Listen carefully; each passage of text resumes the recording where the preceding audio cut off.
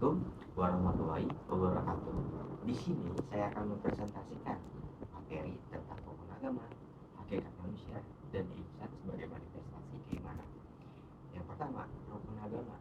Rukun iman dan rukun Islam adalah dua hal yang penting dalam Islam dan harus diketahui oleh umat Islam serta mengamalkannya di kehidupan sehari-hari. Tidak hanya mengetahuinya, tapi kita juga harus paham dengan isi dari rukun iman dan rukun Islam. Karena di dalam agama Islam, rukun iman dan rukun Islam adalah pedoman hidup bagi manusia. Rukun iman memiliki arti yaitu yakin bahwa Nabi dan juga Rasul merupakan utusan yang diperintahkan oleh Allah Subhanahu wa Ta'ala untuk menyampaikan kabar gembira ataupun bisa juga menyampaikan ancaman pada seluruh umat yang ada di bumi ini. Ada 6 rukun iman yang harus diketahui oleh umat Islam, yaitu yang pertama iman kepada Allah, yang kedua iman kepada malaikat, yang ketiga iman kepada kitab Allah, yang keempat iman kepada Nabi dan Rasul, yang kelima iman kepada hari akhir, dan yang terakhir itu yang keenam iman kepada qadar dan qadar. Sebagai umat Islam, kita harus mempercayai keenam rukun iman tersebut. Hal ini berhubungan dengan akidah dan ketauhidan sebagaimana umat Islam tidak boleh beriman kepada yang lain selain Allah Subhanahu wa Ta'ala. Rukun iman dan rukun Islam memiliki makna masing-masing. Jika tadi sudah dijelaskan mengenai rukun iman, maka sekarang saya menjelaskan mengenai rukun Islam. Pengertian dari rukun Islam yaitu suatu amalan ataupun perbuatan yang bentuknya secara fisik dan dipercayai bisa menjadi perangkat terbaik bagi seluruh hamba Allah untuk masuk surga. Rukun Islam menjadi fondasi atau pilar di dalam agama Islam, sama halnya dengan rukun iman. Rukun Islam ada 5, yaitu syahadat, yang kedua sholat, yang ketiga puasa, yang keempat zakat, dan yang terakhir itu naik haji. Namun dalam pelaksanaan rukun Islam ini ada ketentuan yang harus diikuti oleh seluruh umatnya. Hal itulah yang nantinya akan menentukan apakah seseorang harus melakukan secara wajib ataupun sifatnya sunnah menurut Islam. Contohnya seperti rukun Islam yang kelima, yaitu naik haji. Dalam menunaikan rukun Islam yang kelima itu tidak diwajibkan bagi yang kurang mampu, karena pada dasarnya Islam bukanlah agama yang memberikan umatnya. Islam dibangun di atas 5 perkara yang nantinya akan menjadi fondasi utama di dalam hidup agar memperoleh ridho dari Allah Subhanahu wa Ta'ala. Dan untuk materi yang kedua yaitu hakikat manusia. Manusia merupakan makhluk ciptaan Allah Subhanahu wa Ta'ala yang paling sempurna, karena manusia dibekali dengan berbagai kelebihan dibanding makhluk-makhluk yang lain, yaitu yang pertama nafsu.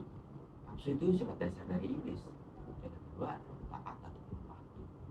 Taat ataupun patuh itu sifat dasar dari malaikat. Dan yang terakhir itu akal. Akal itu sifat keistimewaan dari manusia itu sendiri. Ketiga hal tersebut membuat manusia memiliki kedudukan yang tinggi di hadapannya. Jika manusia dapat mengatur ketiganya dan dapat memposisikan diri sebagaimana yang diciptakan oleh Allah Subhanahu wa Ta'ala, hakikat manusia adalah merupakan makhluk dimensional yang mempunyai kelebihan daripada makhluk yang lainnya. Manusia mempunyai kelebihan serta kehendak yang telah ada pada dirinya, dan juga manusia bagian dari alam dan melakukan apapun terhadap alam. Ia mempunyai tempat yang unik dan istimewa berinterpretasi di dunia ini. Manusia merupakan titipan Tuhan atas bumi untuk menjadi makhluk individu, sosial, dan kebudayaan, serta religius. Ada yang mengatakan bahwa manusia adalah animal educator. Dalam Al-Quran banyak ditemukan gambaran yang membicarakan tentang manusia dan makna filosofis dari penciptaannya. Manusia merupakan makhluk yang paling sempurna dan sebaik-baiknya ciptaan yang dilengkapi dengan akal pikiran. Ada 3 kata yang digunakan Al-Quran untuk menunjuk pada konsep manusia dengan pengertian berbeda-beda. Antara lain, yang pertama itu al-bashar. Kata al-bashar dinyatakan dalam Al-Quran sebanyak 36 kali dan tersebar dalam 26 surat. Secara etimologi, al-bashar berarti kulit kepala, wajah, ataupun tubuh yang menjadi tempat tumbuhnya rambut. Penamaan ini memberikan makna bahwa secara biologis yang berdominasi manusia adalah kulitnya dibanding rambut ataupun bulunya. Dan Pada aspek ini terlihat perbedaan umum biologis manusia dengan hewan yang lebih didominasi bulu ataupun rambut. Al-Bashar juga dapat diartikan ulang masa, yaitu persentuhan antara kulit laki-laki dan perempuan. Dari makna etimologis ini dapat dipahami bahwa manusia merupakan makhluk yang memiliki segala sifat kemanusiaan dan keterbatasan seperti makan, minum, seks, keamanan, kebahagiaan, dan lain sebagainya. Dan yang untuk yang kedua itu al-insan. Kata al-insan yang berasal dari kata al-uns dinyatakan dalam Al-Quran sebanyak 73 kali dan tersebar dalam 43 surat. Secara etimologi, al-insan dapat diartikan harmonis, lemah lembut, tampak, atau rupa. Kata al-insan digunakan Al-Quran untuk menunjukkan totalitas manusia sebagai makhluk jasmani dan rohani. Kata al-insan mengandung makna kesempurnaan dan keunikan manusia sebagai makhluk Allah yang telah ditinggikannya beberapa derajat dari makhluk lain. Hal ini disebabkan karena di samping memiliki kelebihan dan keistimewaan, manusia juga memiliki keterbatasan, tergesa-gesa, resah, dan gelisah, dan lain-lain sebagainya. Oleh karena itu, agar manusia hidup sesuai dengan nilai dan tuntunan ilahi, maka manusia dituntut untuk menggunakan akal dan potensi fisik serta psikis yang dimilikinya secara optimal dengan tetap berpedoman pada ajarannya. Dan untuk yang ketiga itu al-nas. Kata al-nas dinyatakan dalam Al-Quran sebanyak 240 kali dan tersebar dalam 53 surat. Kata al-nas menunjukkan pada eksistensi manusia sebagai makhluk sosial secara keseluruhan tanpa melihat status, keimanan, ataupun kekafirannya. Dalam menunjuk makna manusia, kata al-nas lebih bersifat umum dibandingkan dengan kata al-insan. Keumuman tersebut dapat dilihat dari penekanan makna yang dikandungnya. Kata al-nas menunjuk manusia sebagai makhluk sosial dan kebanyakan digambarkan sebagai kelompok manusia tertentu yang melakukan mafsadah dan merupakan pengisi neraka di samping iblis. Manusia sebagai makhluk individu, manusia sebagai individu atau orang perorangan, berarti setiap manusia selalu berbeda dengan yang lainnya. Setiap manusia merupakan pribadi yang unik. Individualitas manusia ini tampak dalam kejasmaniannya yang dapat dipisahkan dengan individu yang lain. Manusia sebagai makhluk individual yang bermakna tidak terbagi atau tidak terpisahkan antara jiwa dan raganya. Jiwa manusia merupakan satu kesatuan dengan raganya untuk melakukan aktivitas atau kegiatan. Dalam bahasa filsafat dinyatakan self-existence adalah sumber pengertian manusia akan segala sesuatu berdasarkan sifat kodrat manusia sebagai makhluk individu, bahwa manusia memiliki harkat dan martabat yang mempunyai hak dasar, di mana setiap manusia memiliki potensi diri yang khas.